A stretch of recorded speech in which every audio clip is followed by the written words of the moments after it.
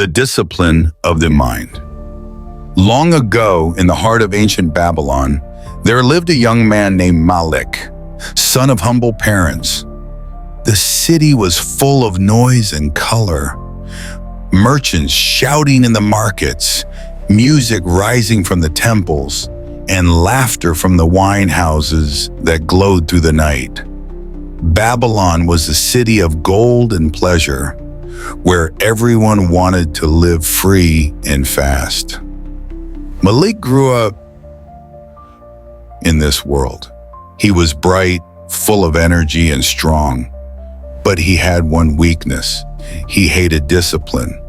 He disliked study, work, and anything that demanded patience. "Why should I sit still and read old words?" he would say. "Life is for enjoyment. Wisdom can wait." His father, a quiet and thoughtful man, worked as a scribe. He spent his evenings writing scrolls and teaching young learners the art of wisdom.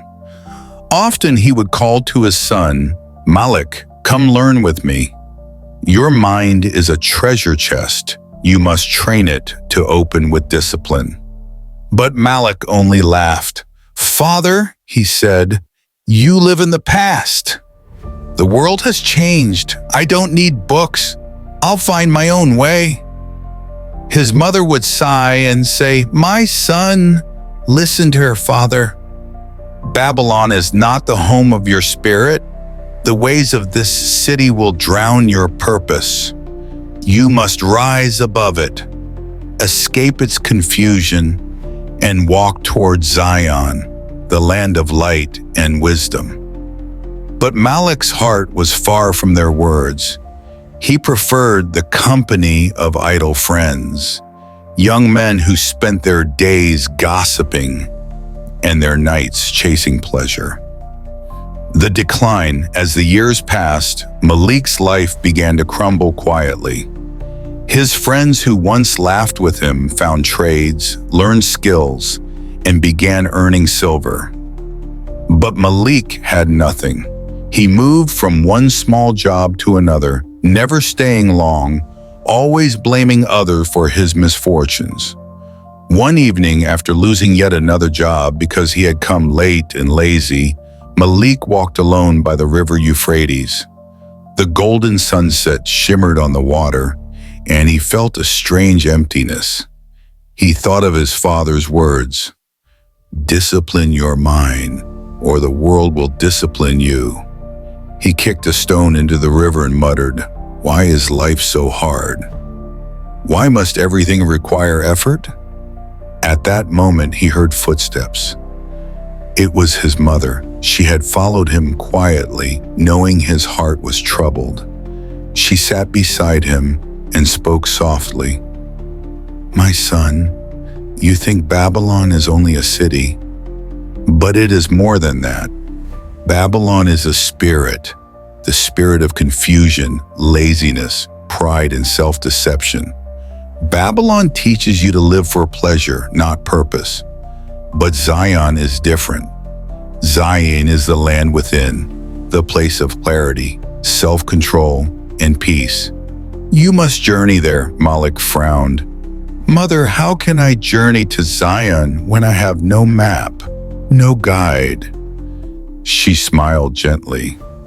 "The road to Zion does not begin on the earth, but in the mind. The first step is discipline, the awakening." That night, Malik could not sleep. He looked at the stars through his window and began to think deeply. He remembered his father's voice, his mother's gentle advice, and the emptiness of his own heart. For the first time, he saw the truth. He had not been free. He had been a slave to his desires. Before dawn, Malik rose from his bed. He washed his face, and instead of going to the market, he went to his father's study. The old man was already awake, reading. When Malik entered, his father looked up in surprise. "Father," Malik said quietly, "I am ready to learn. I am tired of Babylon. The father said nothing, only nodded and handed him a small scroll. Then begin with this. He who cannot rule his thoughts can rule nothing at all. And so began Malik's true journey, not across deserts or seas, but within his own mind. The journey within. At first, discipline felt like chains. Each morning he forced himself to rise early, though his body cried for sleep. He studied the scrolls when his mind wandered. He fasted from idle talk and trained his thoughts to focus. His friends mocked him. Malik has become a priest, they said. Where is the old, fun-loving Malik? But Malik did not answer. He was learning the secret his father once told him. Discipline is not punishment. It is the art of freedom. He began to feel strength returning to his spirit. The more he disciplined his thoughts, the clearer his purpose became. He discovered that wisdom was not hidden from him. It was waiting within him all along, beneath layers of laziness and pride. Over time, Malik mastered the art of reading and writing. He became skilled in numbers, trade, and counsel. His mind, once wild like the streets of Babylon, now became like a garden in Zion, ordered, peaceful, fruitful. The transformation years passed. Malik's parents grew old, but their hearts rejoiced. Their son, once rebellious, had become a man of wisdom and integrity. People began to seek his advice. Merchants came to him for counsel. Young men came to him for guidance. And when they asked, "How did you rise from nothing?" Malik would smile and say, "I did not travel far. I only journeyed from Babylon to Zion, from confusion to clarity, from pride to discipline. The road was not through the desert, but through my own heart." He often told the youth, Babylon will always call you with pleasure, with distraction, with comfort. But if you wish to rule your life, you must first rule your mind. Escape Babylon daily.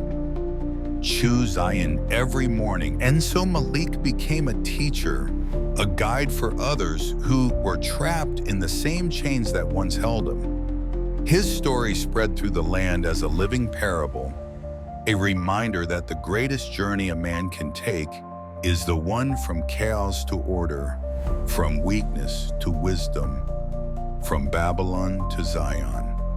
Moral of the story: your Babylon may not be a city, it may be your laziness, your distractions, your doubts. And Zion may not be a place in the hills, it is the peace you find when your mind becomes disciplined.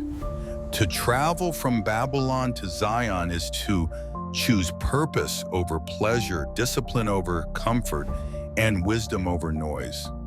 Discipline your mind, for it is the gate to your destiny. My friend, if this story touched your heart, if you too are on your journey from Babylon to Zion, then don't walk alone. Subscribe to this channel, join this family of wisdom seekers, and let's keep growing together. Every story here is a step toward discipline, purpose, and peace. So hit that subscribe button, share this message, and to keep walking the path from Babylon to Zion.